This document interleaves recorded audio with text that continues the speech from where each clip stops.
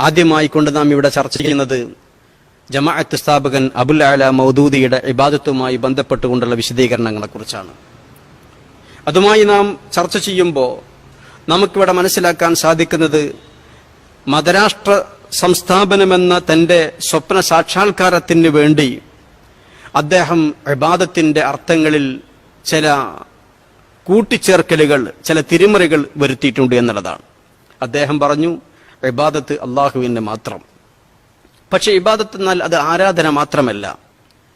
ആരാധനയ്ക്ക് പുറമെ അടിമത്തം, അനുസരണം എന്നീ രണ്ട് ആശയങ്ങൾ കൂടി ഇബാദത്തിന്റെ പരിധിയിൽ വരുന്നുണ്ട്.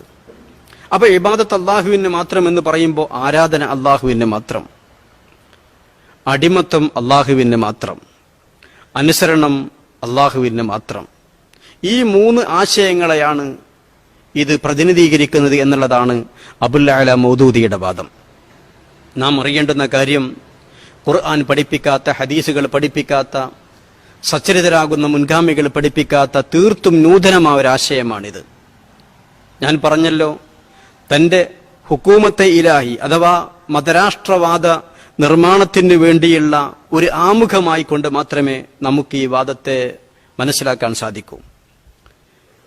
അബുൽ അഅല മൗദൂദി തന്റെ ഖുർആനിലെ 4 സാങ്കേതിക ശബ്ദങ്ങൾ എന്ന പുസ്തകത്തിന്റെ 89-ാമത്തെ പേജിൽ അദ്ദേഹം പറഞ്ഞു, ഖുർആൻ ജിന്ന് വംശത്തോടും മനുഷ്യ വംശത്തോടും എല്ലാ അർത്ഥത്തിലുമുള്ള ഇബാദത്ത് അള്ളാഹുവിന് മാത്രമായിരിക്കണമെന്ന് ആവശ്യപ്പെടുന്നു.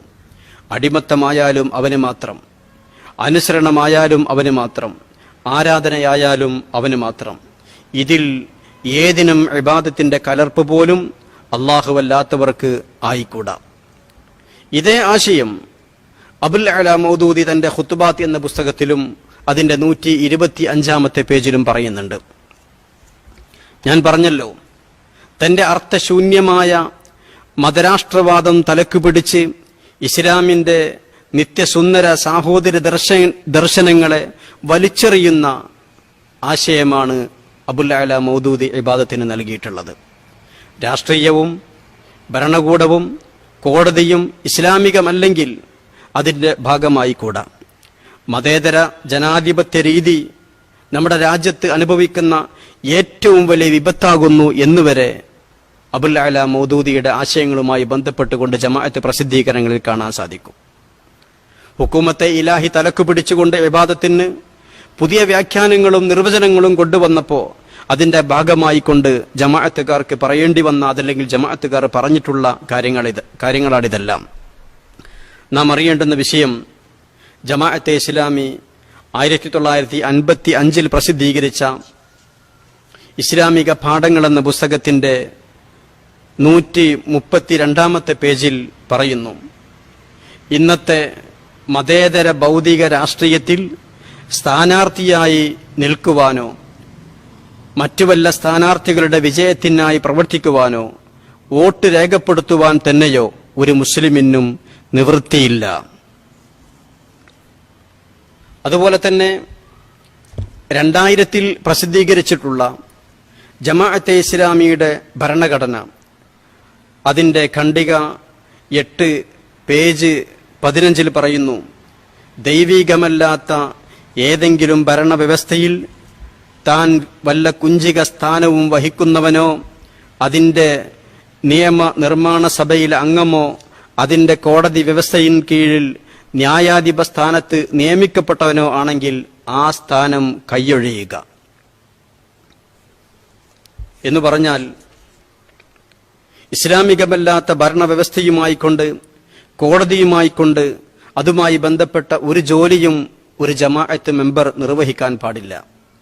അതേ ഭരണഘടനയുടെ 17-ാമത്തെ പേജിൽ പറയുന്നു, ദൈവികമല്ലാത്ത ഏതെങ്കിലും ഭരണവ്യവസ്ഥയുടെ ഉപകരണമോ അതിന്റെ നിയമങ്ങളുടെ നടത്തിപ്പിൽ സഹായിയോ ആണെങ്കിൽ ആ അഹോവൃത്തി മാർഗത്തിൽ നിന്ന് കഴിയും വേഗം ഒഴിവാവുക എന്ന് പറഞ്ഞാൽ, ഇസ്ലാമികമല്ലാത്ത ഒരു ഗവൺമെന്റിനെ, അതല്ലെങ്കിൽ ജനാധിപത്യ മതേതരത്വ സ്വഭാവത്തെ, ഇസ്ലാമികമല്ലാത്ത കോടതി വ്യവസ്ഥയെ ഒന്നും തന്നെ അനുസരിക്കാൻ സാധ്യമല്ല ജമാഅത്തുകാർക്ക് എന്നുള്ളതാണ് ഇതിൽ നിന്നെല്ലാം തന്നെ മനസ്സിലാക്കാൻ സാധിക്കുന്നത്. പക്ഷെ ഇവിടെ നാം ശ്രദ്ധിക്കേണ്ടുന്നൊരു കാര്യം, ഇബാദത്തിന് പുതിയ വ്യാഖ്യാനങ്ങൾ കൊണ്ടുവന്നു. അനുസരണം അള്ളാഹുവിന് മാത്രം. ഇസ്ലാമികമല്ലാത്ത ഭരണവ്യവസ്ഥയ്ക്ക്, രാഷ്ട്രീയത്തിന്, അതുമായി ബന്ധപ്പെട്ട ഒരു കാര്യങ്ങളും അംഗീകരിച്ചുകൂടാ, അനുസരിച്ചുകൂടാ. അങ്ങനെ അനുസരിക്കുന്നെങ്കിൽ അതൊക്കെ ഇബാദത്തിൽ വരുന്ന ശിർക്കാകുമെന്ന് എഴുതിയ, പറഞ്ഞ, പ്രചരിപ്പിച്ച ജമാഅത്തെ ഇസ്ലാമി. രാഷ്ട്രീയത്തിൽ പങ്കെടുക്കൽ പാടില്ല, സ്ഥാനാർത്ഥിയാവാൻ പാടില്ല, മറ്റൊരു സ്ഥാനാർത്ഥിക്ക് വേണ്ടി പ്രവർത്തിക്കാൻ പാടില്ല, വോട്ട് രേഖപ്പെടുത്താൻ പാടില്ല, ദൈവികമല്ലാത്ത ഭരണവ്യവസ്ഥയിൽ ഒരു ഉപകരണമാവാൻ പാടില്ല, ജോലി ചെയ്യാൻ പാടില്ല എന്നൊക്കെ പറഞ്ഞിട്ടുള്ള ജമാഅത്തെ ഇസ്ലാമി ഇന്ന് എവിടെ എത്തി നിൽക്കുന്നു എന്നുള്ളത് സാന്ദർഭികമായി ചിന്തിക്കേണ്ടുന്ന, ആലോചിക്കേണ്ടുന്ന വിഷയമാണ്. അള്ളാഹുവിന്റെ ദീനിൽ സ്വന്തമായി കൊണ്ടുള്ള നിർമ്മിതികൾ, കൈകടത്തലുകൾ ആരൊക്കെ ചെയ്തിട്ടുണ്ടോ അവരിലെല്ലാം തന്നെ വഹാബികളിൽ കാണുന്നത് പോലെ ഈ ആശയപരമായ ഈ വൈരുദ്ധ്യം, ഈ വ്യത്യാസം നമുക്ക് കാണാൻ സാധിക്കുന്നുണ്ട്. ഇബാദത്ത് അള്ളാഹുവിന് മാത്രം, ഇത് തൗഹീദിന്റെ ആശയമാണല്ലോ. എന്നാൽ ഇബാദത്തിന്റെ പരിധിയിൽ ആരാധനയ്ക്ക് പുറമെ അടിമത്തവും അനുസരണവും കൊണ്ടുവരുമ്പോൾ അടിമത്തം അള്ളാഹുവിന് മാത്രം, അനുസരണം അള്ളാഹുവിന് മാത്രം എന്ന് പറയുമ്പോൾ എത്രമാത്രം അബദ്ധമാണത്.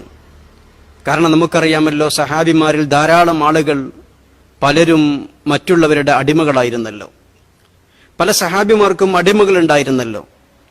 അടിമത്തം അള്ളാഹുവിന് മാത്രം എന്ന് പറയുമ്പോൾ ഈ ഇബാദത്തിന്റെ ശരിയായ അർത്ഥവും വ്യാഖ്യാനവും അറിയാത്തവരായിരുന്നോ സഹാബിമാർ എന്നുള്ളത് നാം ആലോചിക്കേണ്ടതല്ലേ.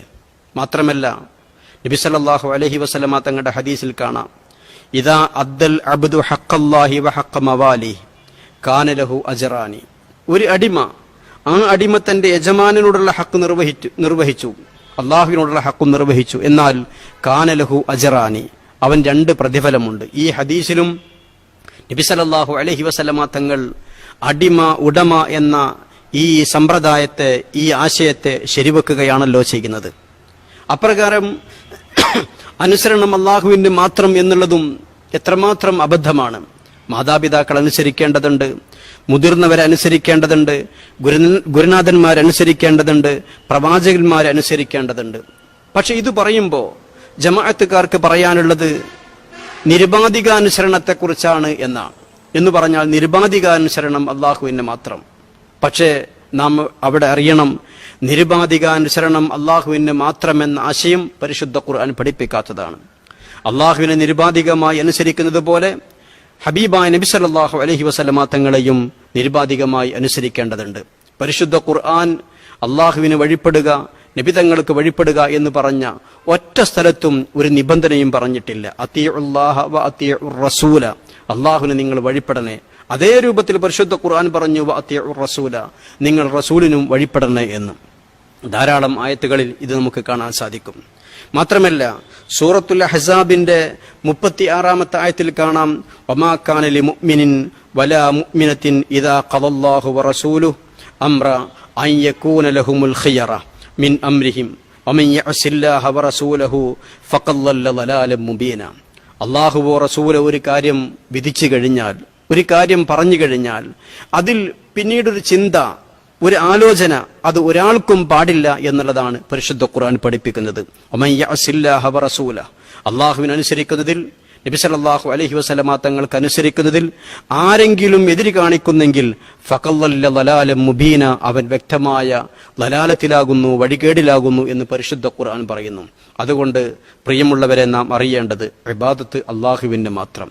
ഏറ്റവും വലിയ വണക്കം, ഏറ്റവും വലിയ താഴ്മ അള്ളാഹുവിന് മാത്രം എന്ന് പറഞ്ഞാൽ ഏറ്റവും വലിയവനായിക്കൊണ്ട് അള്ളാഹു മാത്രം. ഇതാണ് ഇബാദത്ത്. ഈ ആശയത്തിന് പുറമെ അടിമത്തം അള്ളാഹുവിന് മാത്രം, അനുസരണം അള്ളാഹുവിന്റെ മാത്രമെന്ന ഈ ആശയം നബി സല്ലല്ലാഹു അലൈഹി വസല്ലമ തങ്ങൾ പഠിപ്പിക്കാത്തതാണ്. മഹാന്മാരാകുന്ന മുൻഗാമികൾ പഠിപ്പിക്കാത്തതാണ്. പരിശുദ്ധ ഖുർആനിന്റെ, ഹദീസിന്റെ ആശയങ്ങൾക്കെതിരാണ് എന്ന കാര്യം നാം വ്യക്തമായി അറിയേണ്ടതുണ്ട്. സത്യം യഥാർത്ഥ രൂപത്തിൽ അറിഞ്ഞ് അത് ഉൾക്കൊള്ളുവാൻ പടച്ച റബ്ബ് നമുക്ക് തൗഫീഖ് ചെയ്യട്ടെ. വ ആഖിറു ദഅവാന അനിൽ ഹംദുലില്ലാഹി റബ്ബിൽ ആലമീൻ. അസ്സലാമു അലൈക്കും വറഹ്മത്തുള്ളാഹി.